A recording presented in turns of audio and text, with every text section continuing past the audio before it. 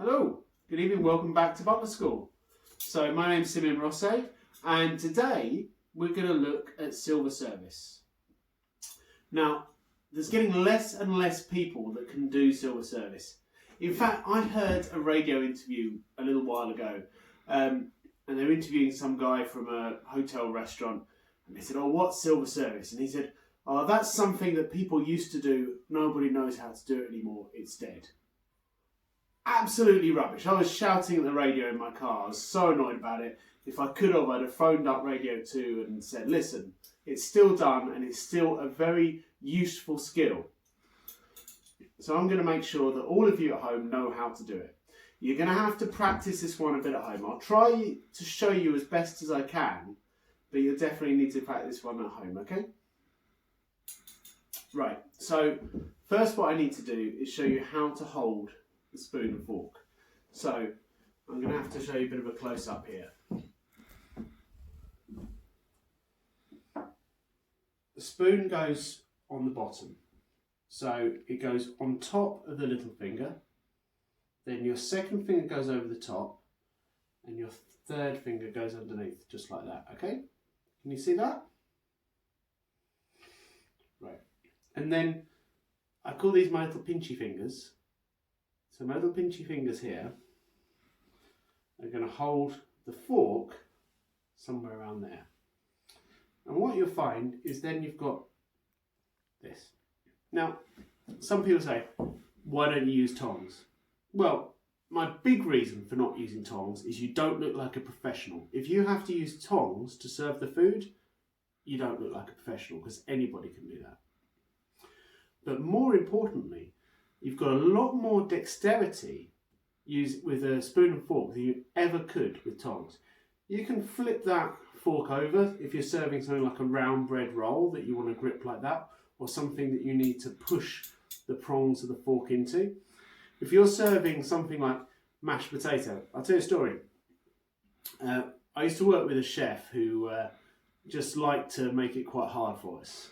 So we were silver serving, and we had the meat, and he'd have these big cuts of meat, very, very heavy, and then they do the veg. And we had a veg flat, and on that veg flat was about 6 different sorts of vegetables, including 2 mashed vegetables. And the hardest thing to do is go from a mashed vegetable to a different mashed vegetable. I mean, that's really challenging. But assuming the chef isn't trying to stitch you up for a laugh, silver service is a quite a good, fun way of serving the food. If you are doing something that's a mashed vegetable, the other reason these are much better than a set of tongs is you can do that. See, you can scrape the inside of the spoon with the fork. Okay? Now let me just grab my food. Now this is what I always use when I'm teaching the Butler School, because it sort of simulates food. So here's our guest. When you're silver serving, you silver serve just the same as when you're putting the plates down from the left-hand side. Now, sometimes there's quite limited space between the chairs. Sometimes the chair backs are very, very high. Sometimes your guest is a bit tubby and is sitting a long way back from the table. These are all things that you have to sort of bear in mind when you're getting down to actually do the silver service. But what you want to do is you want to bring your flat down so that the edge of it is slightly over the plate. I don't know if you can see that. The point is, if gravy or juice drips off what you're serving, it can't fall on the tablecloth. It can only fall on the plate. So you're not really ever going to have any big problems. Another really good little tip for you is sometimes these are really heavy, like really heavy, and you've got to serve, however many people in your section, and it really does start to weigh down. So what you can do is you can actually rest the back of your hand on the table while you're serving. See here, the guests can't see that you're doing that, but I have actually got the back of my hand just on the edge of the table, and that means that I can just rest just there and it's nice and comfortable, because sometimes you could be here a while. Now, the tradition is that you continue to put the food on the guest plate until they tell you to stop. That's all fine and dandy as long as the guest knows that. Quite often this would be the first time they've been silver served and they have no idea. And if you were to just do that, you'd end up emptying your entire flat onto their plate. So what you actually need to do is have a good idea of how large the portion is per guest. Now, the chef will always put some extra, or if there's any chefs watching, always put some extra on the flat to make sure that if someone's asking for big portions, you go around. But, you know, basically that should work out quite nicely. So you just put it down, just onto the edge of the plate like that, and then very simply pick up your food, place it on the plate. Now, you want it to look nice and exactly the same as when the chefs are preparing the food. If we're doing a plated service, you know the way the chef will always put the same item so every plate looks absolutely identical when it goes out, or at least they should. Exactly the same with this. When you're the server, you've got to make chef's delicious food look as good as possible. So you've got to make sure you put your tennis ball, or whatever that is in real life, down on exactly the same place on each plate as you go along. And then the subsequent things you need to also put, so orange ball,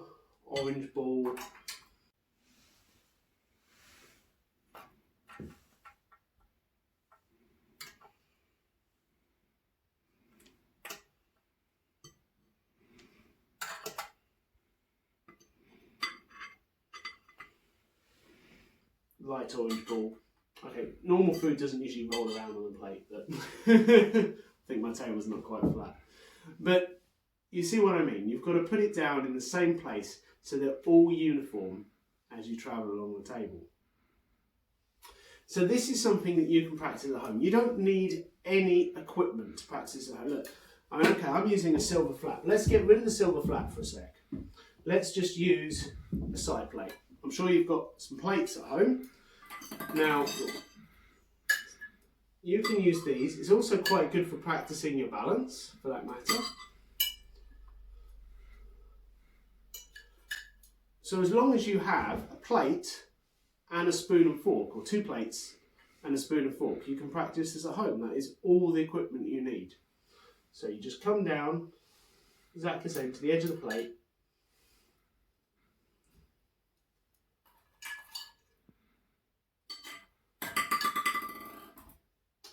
Now, you can use anything you want to practice. Quite often people use little folded up bits of paper, corks, children's toys. It really doesn't matter, whatever you feel like you can use. And it's just a matter of technique. Now, I have noticed over the years that some people will never done this before. They'll pick up a spoon and fork and they'll be able to do it instantly, really easy. They're like, that's easy. Other people find it very difficult. If you're one of those that finds it very difficult, you will get it. It's just a matter of practice. So we'll just run through the hand again. So it's little finger underneath, next finger on top, next finger underneath like that, okay? And then pinch your fingers, and there's where your spoon and fork goes, okay? Now, hopefully you've been able to sort of get that from what I've shown. I'll try and show you from a few different angles as well, so you get the idea.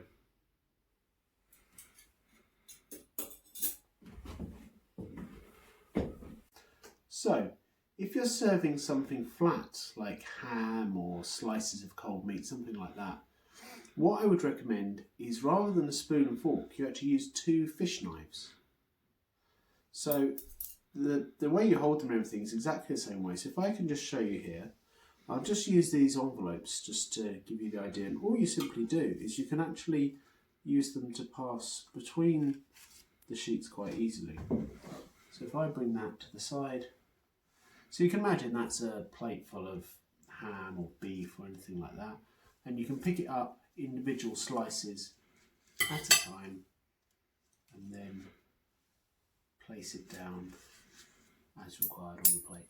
So it's just a little tip for you. So you'll find if you try and do that with a spoon and fork, you'll end up squishing and maybe damaging the actual pieces of meat. Okay. So let me now show you the difference between silver service and butler service. Now, butler service is actually, as far as demonstrating it goes, much simpler. All one does is you have the spoon and fork at a sort of 1 o'clock position on the flat. You come down and you put the flat in exactly the same way at the edge of the guest plate, and the guests will then pick up the spoon and fork themselves and help themselves to the food, taking exactly what they require. Funnily enough, even though this is much easier for you to do as the server, it's generally the method of choice for the most aristocratic dinner parties. If you are serving royalty, mess dinners, embassies, things like that, it's nearly always butler service rather than silver service that they have. And you'll find the guests at that kind of event will know how to do it and they'll know how to help themselves.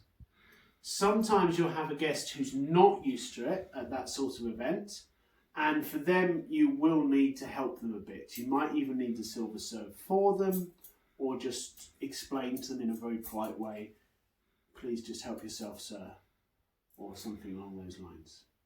Okay? That's butler service. Thank you.